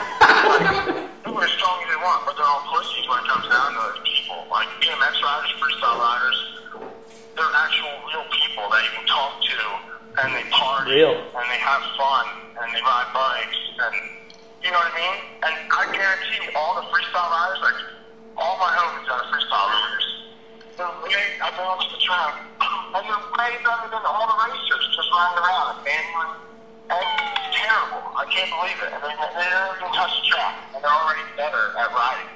Yes. So I guess it's really for you. You're really only looking up to guys like Nic Long and Kalen Young. They're the only guys that you can kind of look up to. Not really. Nick's fucking vanilla as shit. He don't not much. I mean, Nick's my homie and stuff, but he knows he does this shit for the money and sponsors. So would you say that you're for the money, Nick? Would you say that you're coming for him in more ways than not from a racing standpoint? Am I what? Would you say that that's one of your goals then to go to the top and take over as the top American racer? I think I already am the top American racer out there just because I'm not at the fucking Olympics. I mean, I'll put any amount of anyone, any money, anything that. Meet me at the track. No one is better to be on the bike at the fucking track. You are very talented. It's not happening, and that's what BMX is about. I mean, it's racing and stuff, yeah. But I mean, I'm racing too, doing all that. We're flying the same shit and everything. No one else, you know what I mean? And they haven't even seen half it. Like, you know what I mean? So big things to come. Big things to come then. Well, I appreciate your time, Victor. And man. If you want to put any name in anything, just put Corey Nastagio. Okay, Corey Nastagio, and it's Colt BMX race frames coming out now, and we look forward to seeing your progression, Victor. So, thank you for joining. I appreciate it. This is Richard Fitzwell, and we'll be playing your segment here in the next week or so. That'd be awesome. Tag me something on the internet or please send me it. Thank you, Victor. Thank you. Vanilla. Boom, Vanilla Nick. Vanilla Nick. Vanilla Nick. I'm glad we got a nickname for you. Yeah. What's up, Vanilla Nick? Vanilla Rick. Vanilla Rick. Vanilla Vanilla Rick. All right, so that's bit 12 for the week. Voicemails? Yeah, we got a few going in. One on, you want to open up the phone lines? I'll play the voicemails, then we'll open them up. Okay. We had a bunch of good comments on Facebook this week. We'll try to run through a few of them. Oh, this guy. Where's your mic?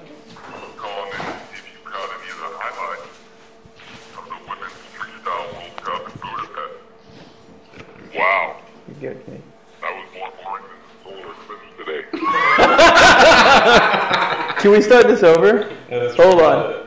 Sam's mic fell. We're going to restart this one. Cafe Willoughby. How the heck are you? I was calling in to see if you caught any of the highlights of the women's freestyle World Cup in Budapest. Wow. That was more boring than the solar eclipse today. I can't believe those girls can't even do bar spins. What do you say we get Danny George and old Shaylin Reno sign up and tell them to send it on out? Tokyo 2020, baby. USA. Come on, Danny. Have a great one, Cafe Willoughby. There you go.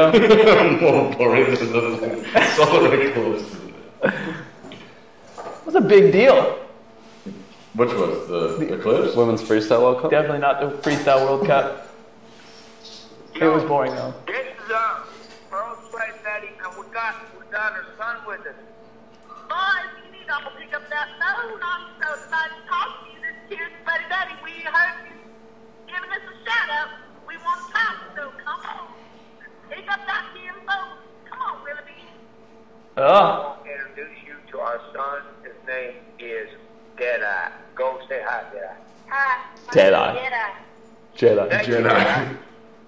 All right, boys, you hurry up and we'll be back to you here shortly. Be calling, okay? I miss my girls. I got so much to say about this last week since we chatted. Awesome. So when we open the phone lines, it sounds like Sweaty's calling in. Nick did walk out and go answer the door earlier. He did. I gotta go here pretty quick. That was a dud. Alright, here we go. What's this one?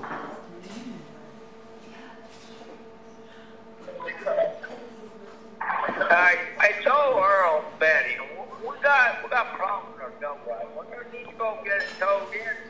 And we're only in a place where we have a signal for the next 15 minutes, Betty. Come on down, tell them. Baby, it's time to pick up that phone. We're so excited to speak to y'all. Oh, man. I'm so excited. Come on, honey. Hang up that phone with that Aussie boy. And let's talk. Baby, don't. You better get the phone lines open, Sam. They don't know any better. And you got the fastest truck operator out there, that Nicholas Brown dude. Nicholas Brown. That's Brown. It's not Brown, it's Long, honey. Come on now. Long. Okay. Long. Alright, maybe we'll just call them. These guys are hilarious. Let's just call them. How do we do that? I don't know. Phone lines are open, so we're going to open them. You figure that out. Me and Nick are going to run through a few of these comments. Yeah, what do we got? Let's see. You could talk how BMX is no. That one's boring. There's no hate or discrimination in BMX. Plenty of hate. Yeah. Play follow the leader through corners on clips versus dodaying it. I don't really think BMX is that follow the leader. I think everybody's just so fast. Yeah, it's hard. You can't really leave a door. I mean, sometimes it's easy to make a move, but it's not. Are you calling him? Sweaty Betty. We're going live. From your phone? It's from the number. They don't answer, that voicemail's going to pop up. Is this Sweaty Betty? Earl? No. Hold on. Betty, your phone. Put your phone off. They're on the phone. We have the exclusive Sweaty Betty and Earl on the phone. We've been waiting for this one, folks. Yeah, Sam. Hey, he's here. Yeah, we're here. It's about time. You know this double line don't fit many parking spots. And you know, we wanted to introduce you guys to our son, old Deadeye. Jedi. Where's he at? Get him on. What's up, Jedi? No, they hung up on us. See you later. They must have lost service. Yeah. Double wide. Double wide. Well, the phone lines are open for anybody else. Life in the double wide. Let's throw that number up there, take a peek at it. How can we, the consumers, help the BMX industry? Is there any brand loyalty anymore? I think it's really easy. Buy something. Yeah, buy shit. Quit asking for free shit. Don't ask for everybody to be sponsored for their 10% off coupon. Fucking 12-year-old intermediates out there just trying to get free shit. That's not helping anybody besides them. Yeah. But, don't be afraid just to buy a number plate from Tangent. Yeah. Or exactly. buy a frame from whoever. You know what I mean? Yeah, nothing wrong with that. Smoke them if you got them. Age groups in USA BMX, if they're good or not compared to the UCI age group, especially 1927X. Sweaty's calling. I don't think it really matters myself. Yeah, UCI age, USA BMX age, I think it's all about the same. Hello. Hello, hey Sammy and Sweaty Betty. How you doing, honey? I'm doing good, Betty. How are you? I miss you so much. I think I've so much to talk about this week. You know, I just got to tell you, I'm so sorry about dropping that line. You know, that you got that imposter sitting next to you that everybody was whining and complaining, saying that old Nic Long, he's long, right? He's super long. She's like, what's up? What? Yes, honey. Can we introduce our son, old Deadeye, to the program? Yes, sir, we can. You know. Oh, Deadeye, can you say hello to everybody? Deadeye. Say hello, Deadeye. Deadeye. How's it going? Good. Thank you, Deadeye. You know, Thank you, Deadeye. Deadeye's an old name now, you know, and we're accepting and we're entertaining all factory offers for our age novice, and he's going to be as good or better than Mr. Willoughby. Ooh. You know, I'm just thinking, maybe we should go ahead and put that South flag on there, you know, his South flag on his United States that we're going to go get with our Pinto and our double wide. You know you can't go spending money we don't got. We need sponsors now. We need sponsors. Who are you thinking? Nicholas, why are you laughing at me? Nicholas. The heck with all this? There's laughing. Nicholas is laughing. We're gonna call us back, all right? We're gonna have a call we're gonna take. You don't want to talk to us? We do, but You don't want to talk to us? we're gonna keep our options open. We're not committed. Wow. This is a call for Just Daniel Willoughby. dropping Sweaty Betty right there. Hello. What's going on, man? What's going on? Nothing much. Just want to call and say hello to you gentlemen. Who's calling? This is Chris Allen, track operator out here in DeSoto BMX. Oh, all right. We've all been there. Just, you actually got my dream job. It's something I've always wanted to do in life, and to see y'all and the whole BMX family sitting here doing this, being successful with it. Just wanted to say keep it up, appreciate, love watching y'all, listening to the topics all the time. Just want to share with you, we got some stuff going on in Texas, see how y'all are doing. All right. Well, we appreciate the call. We love DeSoto. Yeah, bring a race back. Rock and roll, brother. Rock and roll. There we go. Thanks for the call, man. Thanks for listening. Absolutely. Bye. Sweaty Betty's going to be devastated that you hung up on her. Broke her heart. Oh my gosh. She's probably having a cry right now. I mean, what can we do? Sometimes you gotta keep your options open. Yeah. You gotta keep your options open. No. Well, you want to call it a day, or you want to call her back, or what? We'll wait and see if Sweaty calls back, but what do you reckon? Yeah? I'd have to listen again. I don't know. Call back, Sweaty. Who'd be the kid, though? We thought we had a sponsorship for Jedi, so we took it. Full factory ride. Full factory. Full factory. Okay. Well, they're not going to call back. So, you come here often? Well, we'll call them back. Either we'll call them, yeah. Get them going. What, are you leaving? I need to have a piss real quick. Gosh. She's going to be devastated. You calling her?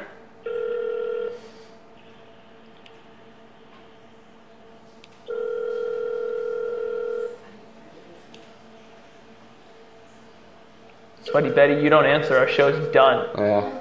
It all hinges on if you pick up the phone or not right now. Hello, Oh. Sorry about the signal. Is this Earl? It's Earl, Betty. Yes, go ahead. You got you now. All right. Yeah, Harry. What do you got for us this week? We don't have anything for you. Well, actually, we do. You know, I've been working on the recipes for the grand, and I was wondering if you have that cute little Brookie on there, and she's just a little dolly too. Where are all my girls? I need all my girls to come out and say hello to all the crowd. I saw the little puppy dog tail in the back there. Wait, ladies, they want you to. Sweaty Betty's requesting your presence. We locked them up. You locked up the girls or you locked up the dogs? All of them. Every one of them. Figured that'd be something Earl would do. Earl is a sweetheart. He's a good guy. He's a darn good guy. But, you know, we want to talk to y'all. We've been waiting all So give a little bit of give us a little bit of your background, Sweaty Betty and Earl. How they doing this week? Hey woman, woman, listen here, woman. Sweaty, we're trying to talk. I'm done with Sweaty. I can't do it anymore. I can't even get a word in edgewise. How are we going to talk till Sweaty Talks Betty? too much. She won't even listen. Sometimes you just got to quit talking. All right, show's over. All right. Well, we got anything good for next week or what? We're gonna have pro-am talks. Yeah, Cafe Willoughby's splitting up into two, hitting the west coast, the north coast. We're gonna have some race hype. We do have finally a race coming up, so we'll have something to talk about. I'll be here. You're gonna hold down the fort. I'll hold down. Are you gonna? Can you run the track on Saturday for me while I fly out? No. You're gonna announce it. It's all right. I'm actually taking a red eye Saturday night to get to the race on Sunday. You want to talk to Sweaty again? Nah. Yeah. I'm gonna take a red eye Saturday night. Get there in the morning, race, and then fly home. That's like what I did for the Washington one. I'd fly there in the morning, leave the same night. Yeah. Yeah. Hello? Betty, you back or what? Well, you wouldn't let us talk, Betty. We're trying to talk, and you're doing the same thing again. Listen, we're trying to get to know you a little bit, but you keep talking. All right. So, tell us a little bit about yourself. You know what Earl said last week? What? Ask me all the questions. Let's do question and answer.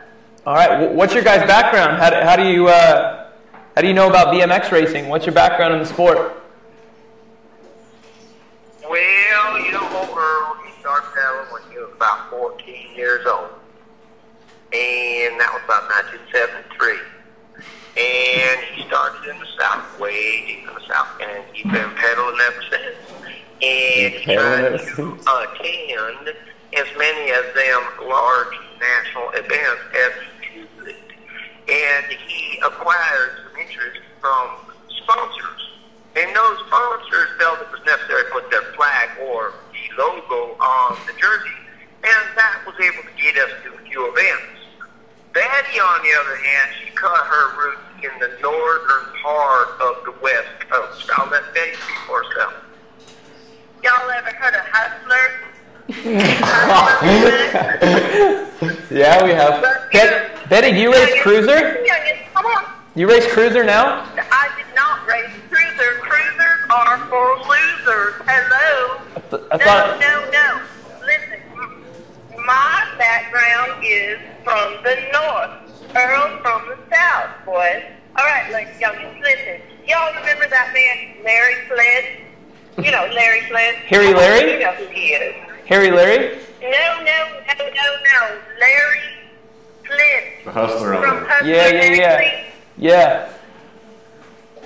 God's honest truth, boys. Y'all listen to me. I'm giving you some BNX facts right now, okay? All right. Larry Flynn started an all-girls first ever BNX team, and he put them powder puffers on there, and he would take them, out the BMX racing. He did not cause any problems. He had lots of money, and he was a honey. Where are my girls? I want to say hi to the girls because I've been working on my brand. We got them in the kitchen cooking food. They actually are. That's not even. You do not have them in the kitchen. Yeah, they actually are. They're in the cooking kitchen. crawdads and grits. They're cooking crawdads and grits for us. We're getting ready. Are you excited? Are be a part of this team. It's the greatest race on earth. But we have a problem, Betty. We're dropping viewers. They're leaving us. They're leaving us. What's this red button do? They did not leave us. We've been watching them numbers. They started at 98. They went to 50. Now they're going up and up and up. They're in the 40s. We're in the 40s. All right. Tell Harry we said hi. We're going to get going for the night. We'll talk to you soon, all right? All right, Betty. You have a wonderful evening, and we'll introduce old Jedi. And who the hell is Harry? I don't know. What's up, Harry? Send us a picture of what you guys look like. Yeah. Send us a photo in. All right, see ya. All right, Betty. We'll see you later. Have a good night.